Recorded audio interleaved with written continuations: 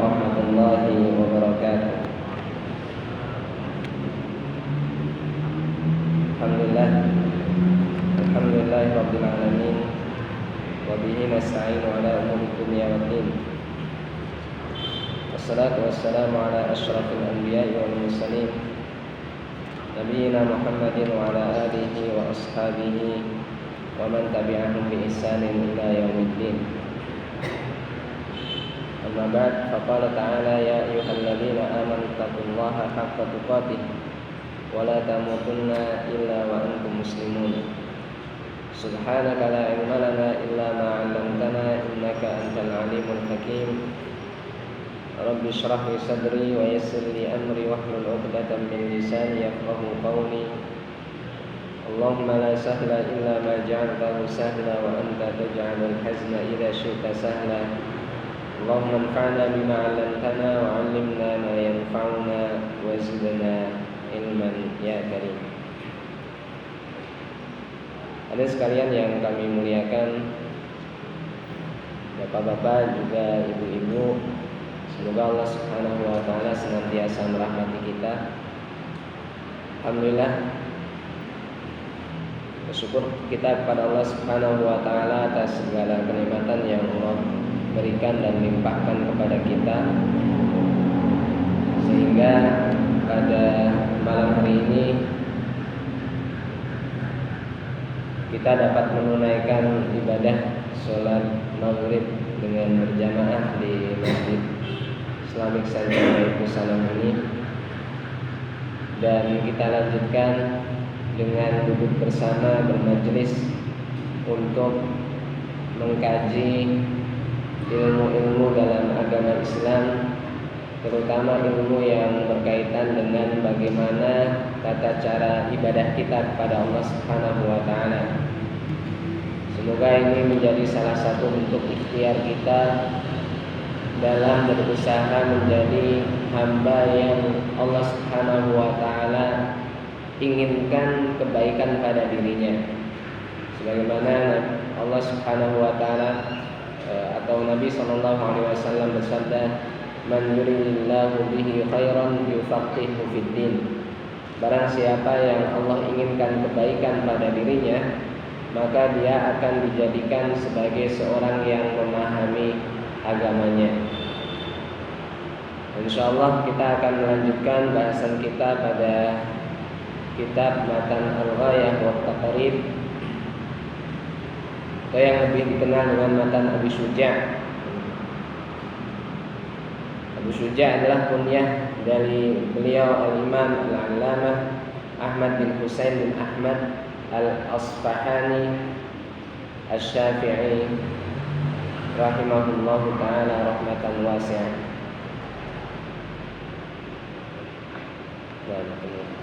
Pada kesempatan yang telah lalu kita telah memulai membaca muqaddimah kitab ini dan juga masuk pada bab yang pertama atau kitab yang pertama, yaitu Kitab Thaharah, bab Thaharah, pasal pembagian air, macam-macam air dan pembagiannya, di mana air itu terbagi menjadi 7 macam. Ada air langit atau air hujan, air laut, air sungai, air sumur, mata air, dan juga air es maupun air salju. Nah, kemudian kita lanjutkan pembahasan berikutnya, bahwasanya dari berbagai macam air yang bisa kita jumpai itu terbagi menjadi 4 golongan atau 4 macam, 4 bagian.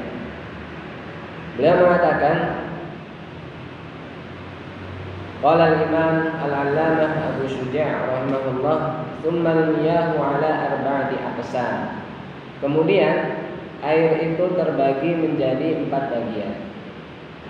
Yang pertama adalah tahirun mutahhirun ghairu makruhin wa huwal ma'ul mutlaq, yaitu tahir, airnya suci.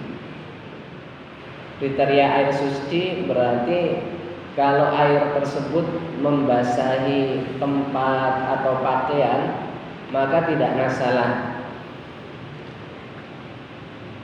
untuk digunakan untuk beribadah karena airnya suci. Kemudian selain tahir, bentuk air yang pertama ini adalah mutahhir dan juga mensucikan. Jadi selain suci, dia juga mensucikan. Apa yang dimaksud dengan mensucikan? Yaitu air yang bisa digunakan untuk mengangkat hadas dan menghilangkan najis. Karena inti dari thaharah dua hal itu. Inti dari bersuci itu adalah menghilangkan atau mengangkat hadas dan menghilangkan najis atau membersihkan, mensucikan najis. Kalau hadas itu adalah sebuah atau suatu kondisi di mana apabila seseorang berada dalam kondisi tersebut, dia tidak diperbolehkan atau tidak sah sholat ataupun ibadah yang lain yang mensyaratkan thaharah jika dia berada dalam atau dia memiliki hadas. Nah, bukan hanya tahirun mutahhir, tapi ghairu makruh. Juga tidak makruh untuk bersuci dengan air tersebut. Karena nanti ada disebutkan ada air yang suci lagi mensucikan, tetapi kita makruh menggunakan air tersebut. Sah atau boleh, tetapi makruh. Dan makruh itu adalah salah satu dari 5 hukum taklifi. Ada wajib, sunnah, mubah, makruh dan juga haram. Jadi kalau makruh itu kalau ditinggalkan dapat pahala, tapi kalau dikerjakan tidak mengapa. Nah, bentuk air yang pertama itu kalau digunakan untuk bersuci tidak makruh. Wa huwal ma'ul mutlaq, dan air yang seperti inilah disebut dengan air mutlaq. Apa sih air mutlaq? Air mutlaq adalah air yang masih dalam keadaan yang sama atau masih memiliki sifat yang sama dari sifat asalnya, artinya belum berubah. Atau bisa juga atau ada yang mengatakan bahwasanya air mutlak itu adalah air yang tidak terbatasi dengan tambahan sifat-sifat tertentu. Artinya masih disebut air. Jadi ketika kita menyebutkan ini apa ini? Air. Berarti itu bisa disebut dengan air mutlak. Berbeda kalau umpamanya air putih ini kita celupkan teh celup misalnya, maka kalau ditanya itu yang di gelas apa? Air teh.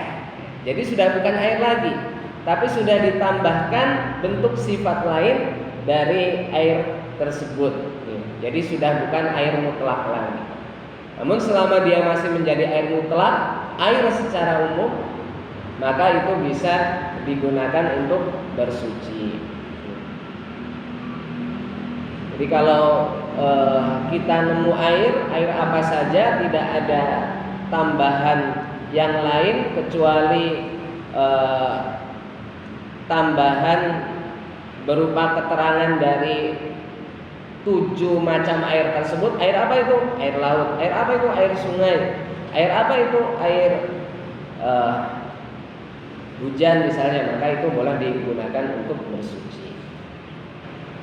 Kemudian yang kedua adalah wa tahirun, airnya suci, mutahhirun, dan mensucikan, makruhun, tapi makruh.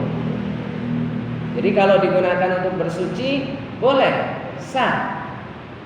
tetapi dia tidak mendapatkan tambahan pahala karena penggunaan airnya dia menggunakan air yang makruh untuk bersuci. Wa huwal ma'ul musyammas, yaitu air musyammas, air yang terkena paparan sinar matahari. Namun air yang masuk dalam kategori musyammas ini tidak seluruh air yang terkena paparan matahari. Ada beberapa syarat sehingga air itu disebut air musyammas yang makruh digunakan untuk bersuci. Yang pertama adalah bahwasanya air tersebut berada dalam wadah yang terbuat dari sesuatu yang istilahnya apa itu? Yang dibuatnya itu dengan pembakaran kemudian dibentuk atau dengan bahan tembaga atau besi, dengan logam secara umum. Jadi kalau airnya itu berada di wadah yang terbuat dari logam atau besi atau aluminium atau yang serupa. Jadi kalau wadahnya plastik itu tidak mengapa. Kemudian yang kedua adalah ini berlaku untuk wilayah yang mempunyai sinar mataharinya itu sangat panas sekali. Jadi suhu panasnya itu ekstrim. Bukan negeri yang udaranya atau sinar mataharinya itu nggak terlalu menyengat, nggak terlalu panas. Nah, maka kalau seperti di Indonesia ini masih tergolong sedang, sehingga wudhu dengan air musyammas pun wallahu ta'ala alam insyaallah bukan sesuatu yang dimakruhkan, artinya diperbolehkan. Jadi misalnya kita ada air hujan, setelah hujan ternyata terik matahari panas. Kalau wadah yang kita gunakan untuk tada hujan tadi adalah plastik, ya berarti nggak masalah, ya, itu tidak termasuk air musyammas.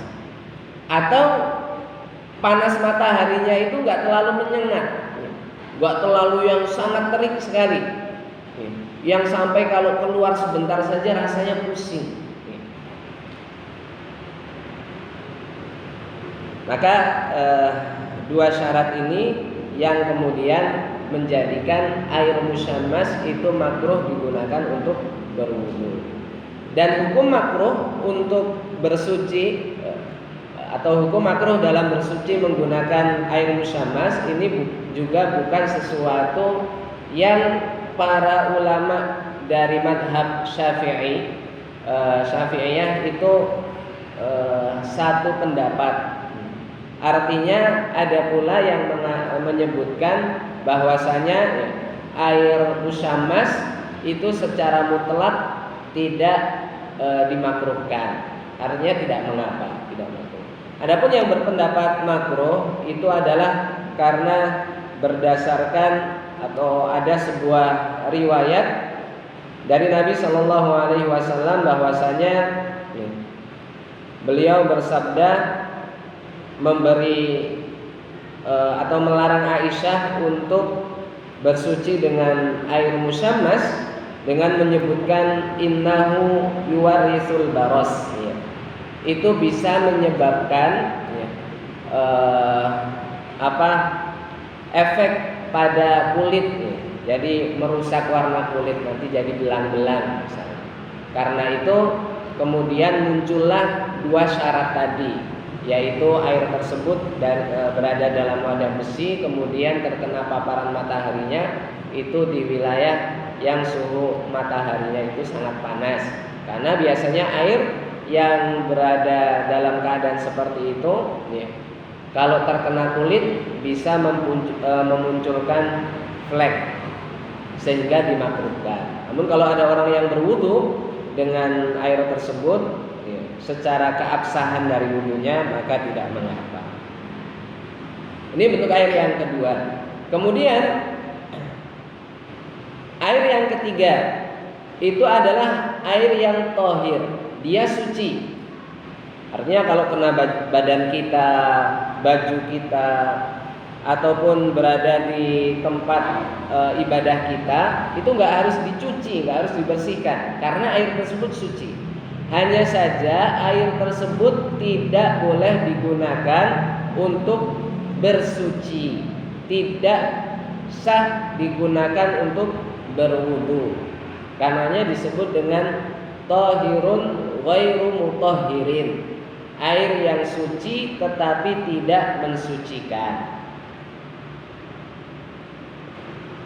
Dan ini ada dua macam. Bentuk air yang ketiga ini ada dua macam. Yang pertama adalah al-ma'ul musta'mal, air yang sudah digunakan untuk bersuci. Jadi misalnya kita berwudu, ya.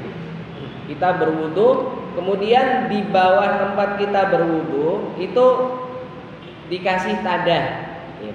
Dikasih tadah.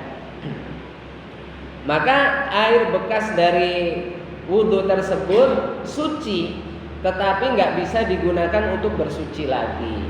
Tidak bisa digunakan untuk bersuci lagi. Bukan hanya wudu, juga air yang habis atau setelah digunakan untuk mandi besar. Dan ini khusus untuk air yang telah digunakan untuk bersuci. Artinya kalau penggunaan air tersebut selain untuk bersuci, maka tidak masuk kategori mustakmal. Artinya air hanya sisa dari bekas mandi biasa, bukan mandi wajib, maka tidak mengapa. Baik.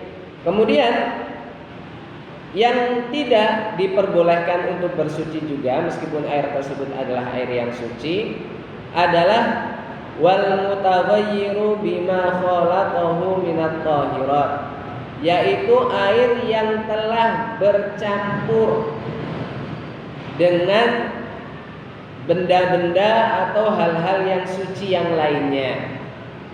Jadi sudah tidak murni, sudah bukan air lagi, tetapi karena bercampur dengan yang lain sehingga sifat asal dari air itu sudah berubah dari air mutlak menuju ke air apa sesuai dengan campurannya. Kalau tadi kita contohkan teh misalnya, atau yang sering disebutkan dalam syarah itu air za'faron yang tercampur dengan kunyit. Namun di sini diperhatikan pada kalimat khalaqahu, artinya airnya bercampur, bukan hanya sekedar mujawir. Mujawir itu bersanding. Kalau hanya bersanding tetapi tidak bercampur, maka tidak masalah.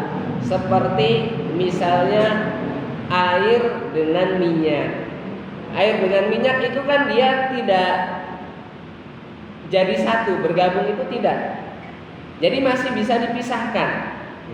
Dia nggak jadi satu. Sehingga kalau umpamanya kita misalnya ngangsu, bahasa Indonesia ngangsu apa? Ngambil air misalnya. Di dalamnya ada minyaknya, jelantah minyak misalnya.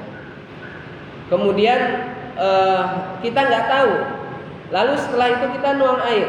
Baru sadar ternyata di bawahnya ada minyaknya. Maka itu tidak mengapa untuk digunakan untuk berwudu. Kenapa? Karena airnya tidak nyampur, tetapi hanya bersanding saja, enggak nyampur jadi satu. Artinya tidak melebur antara si air dengan minyak, itu tidak melebur jadi satu. Berbeda dengan yang seperti tadi misalnya teh atau kopi atau kunyit atau hal-hal yang lain. Kemudian juga tidak termasuk di dalamnya sesuatu yang sulit untuk dihindari. Misalnya air yang dituang di atas tanah, maka dia akan bercampur dengan tanah, sehingga tanah tersebut merubah warnanya, maka itu juga tidak mengapa. Juga daun-daunan misalnya yang itu susah untuk dijaga, maka itu tidak berpengaruh. Ala kulli hal, maka jenis air thahirun ghairu mutahhir yang kedua itu yang telah berubah karena bercampur melebur jadi satu dengan hal-hal yang suci. Kemudian jenis air yang keempat adalah wama'un najisun, yaitu air najis. Artinya apa? Kalau air najis jangankan digunakan untuk bersuci, kalau itu terkena badan kita atau pakaian atau tempat ibadah, maka itu harus dibersihkan. Harus dibersihkan. Kriterianya apa? Wa huwa alladhi hallat fihi najasatun wa huwa dunal kullataini aw kana kullataini fataghayyar. Air najis itu adalah air yang terkena najis, sedangkan air tersebut tidak mencapai 2 kullah. 2 kullah. Atau dia airnya sebanyak 2 kullah atau lebih, kemudian terkena najis sampai berubah warnanya, rasanya atau baunya. Dan 2 kullah itu berapa? Di sini disebutkan wal kullatani khamsumi'ati ridlin Baghdadi takriban fil asah. Dan 2 kullah itu sebanyak 500 pon dalam takaran Baghdadi, kurang lebih seperti itu berdasarkan pendapat yang paling benar menurut beliau. Dan berapa itu 500 pon? Ada yang mengatakan kalau diliterkan itu kurang lebih sekitar 270 liter. Atau kalau diukur wadahnya atau tempatnya, atau misalnya baknya atau embernya, itu ukuran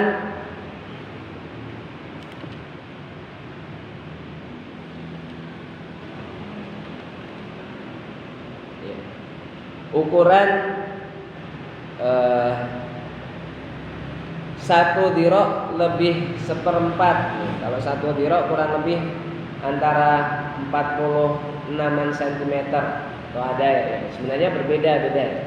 Ada yang menyatakan sampai 60 cm. Jadi 1 dirok ukuran dari jari tengah sampai ke siku orang dewasa. Kurang lebih sekitar 40 sampai 60 cm. Taruhlah pertengahannya berarti 50 cm. 1 dirok 1/4. Ukuran panjangnya, lebarnya plus tingginya. Jadi wadahnya seperti itu. Jadi kalau buat kolam biar lebih dari 2 kullah, hendaknya besarnya minimal volumenya lebih besar dari itu. 2 meter itu sudah 1 meter itu insya Allah sudah aman, yaitu panjangnya, lebarnya maupun tingginya.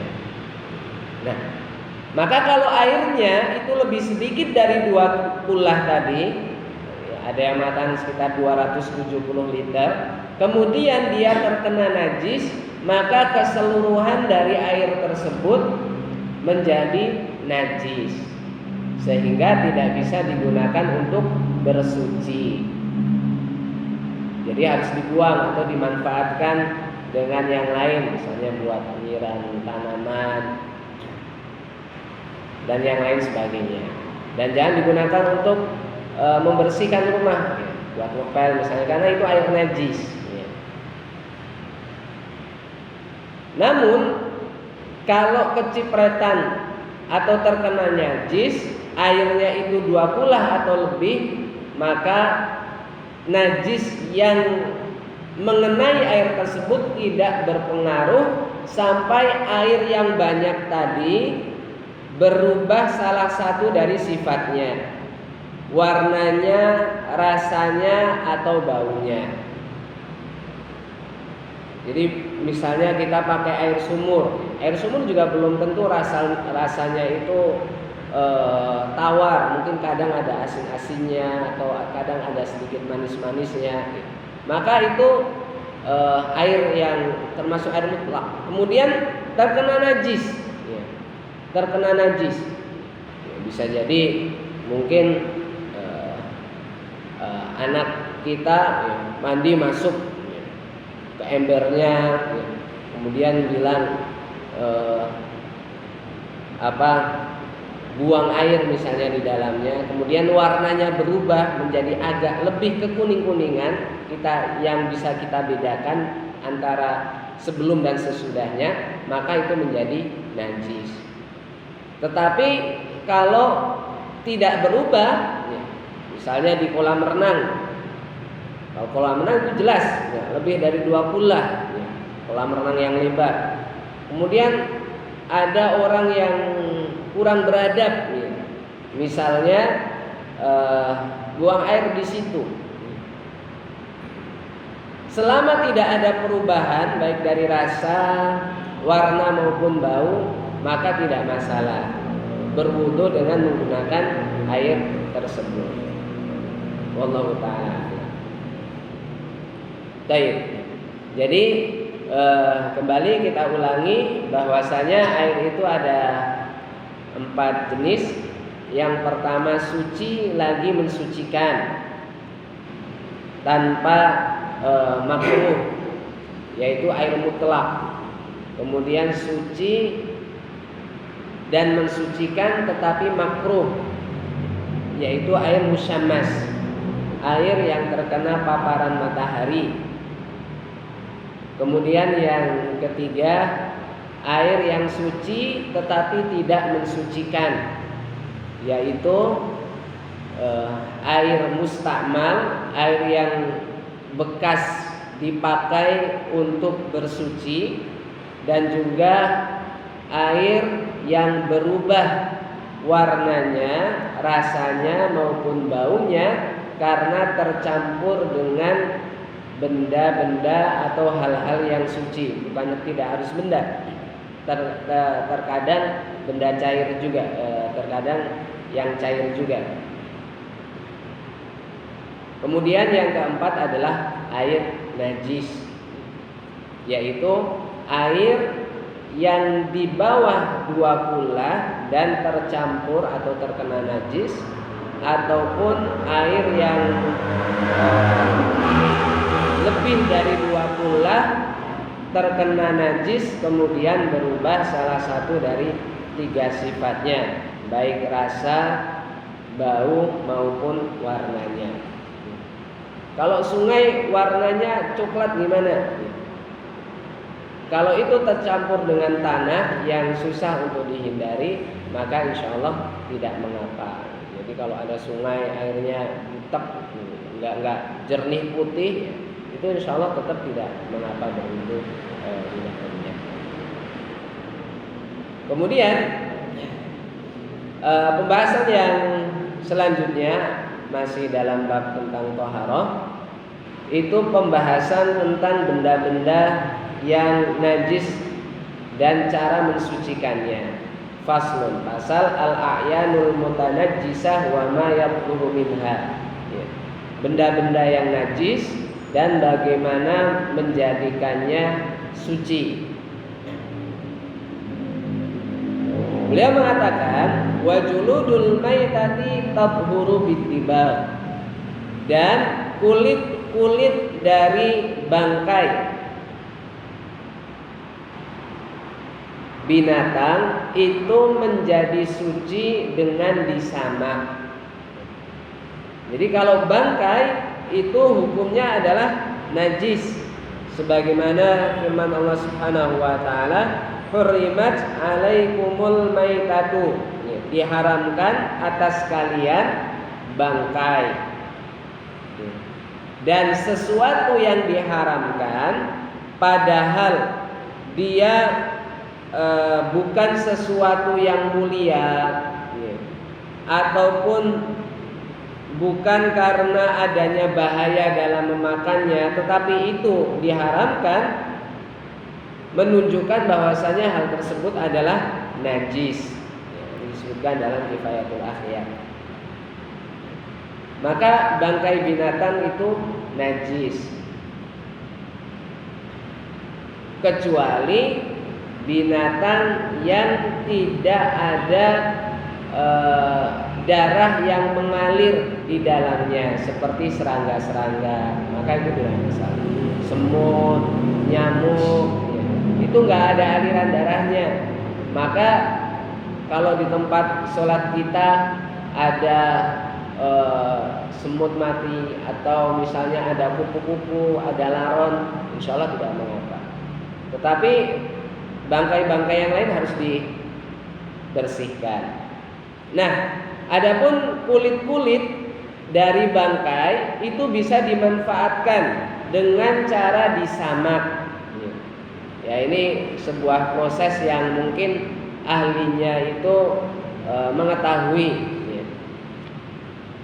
Namun ada syaratnya, sampai tingkat penyamakannya itu menjadikan bangkai itu menjadi suci, yaitu diantaranya sampai dalam keadaan kulit tersebut benar-benar kering, di mana ketika dia tercampur atau terendam air itu tidak memunculkan bau, atau tidak memunculkan pembusukan. Jadi kalau kena air tapi masih busuk, berarti samaknya itu belum sempurna, berarti itu belum suci. Beliau menyebutkan, illa jildal kalbi wal khinziri wa ma tawallada minhuma aw min ahadihima, kecuali bangkai anjing atau bangkai babi, maka dia akan selamanya najis, tidak bisa disucikan. Jadi kalau umpamanya ada tas terbuat dari mana ini? Terbuat dari kulit babi, maka itu tidak boleh, tidak bisa disucikan. Adapun selain dari dua hewan tersebut, yaitu babi dan juga anjing, maka kulitnya itu bisa disucikan dengan proses samak tadi, sehingga bisa dimanfaatkan. Misalnya ada kambing mati, sapi mati, maka itu menjadi najis keseluruhannya, kecuali kalau kulitnya itu kemudian dipisahkan dari badannya, kemudian disamak dengan proses yang diketahui oleh ahlinya. Wa 'azmul maitati wa sya'ruha najisun illal adami, dan tulang belulang dari bangkai binatang, juga rambut maupun bulu-bulunya itu najis. Jadi dalam mazhab Syafi'i, pokoknya binatang yang telah menjadi bangkai itu keseluruhannya najis, termasuk bulu-bulunya. Adapun manusia maka itu tidak najis. Artinya kalau manusia sudah meninggal, sudah menjadi jenazah, kemudian ada rambutnya yang rontok, kemudian jatuh di tempat sholat misalnya, maka itu tidak najis. Wallahu ta'ala a'lam.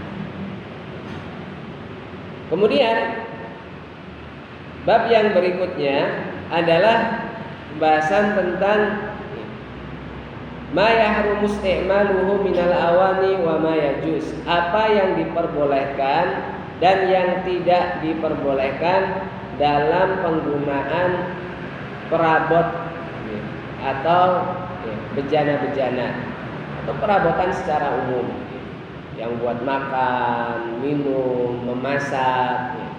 Maka itu juga diatur dalam Islam. Tidak sembarangan semua perabot itu bisa digunakan. Apa yang diperbolehkan, apa yang tidak diperbolehkan, insya Allah kita akan lanjutkan pada pertemuan berikutnya biiznillah ta'ala. Demikian mungkin yang dapat kami sampaikan pada pertemuan kita di malam hari ini. Semoga bermanfaat. Kurang lebihnya kami mohon maaf yang sebesar-besarnya. Allahumma anfa'na bima 'allamtana wa 'allimna ma yanfa'una. Wallahu ta'ala a'la wa a'lamu bis-shawab. Sallallahu ala nabiyyina Muhammadin wa ala alihi wa sahbihi wasallam. Subhanakallahumma wa bihamdika asyhadu an la ilaha illa anta astaghfiruka wa atubu ilaik. Wa sallallahu ala nabiyyina Muhammad wa ala alihi wa sahbihi wasallam. Assalamualaikum warahmatullahi wabarakatuh.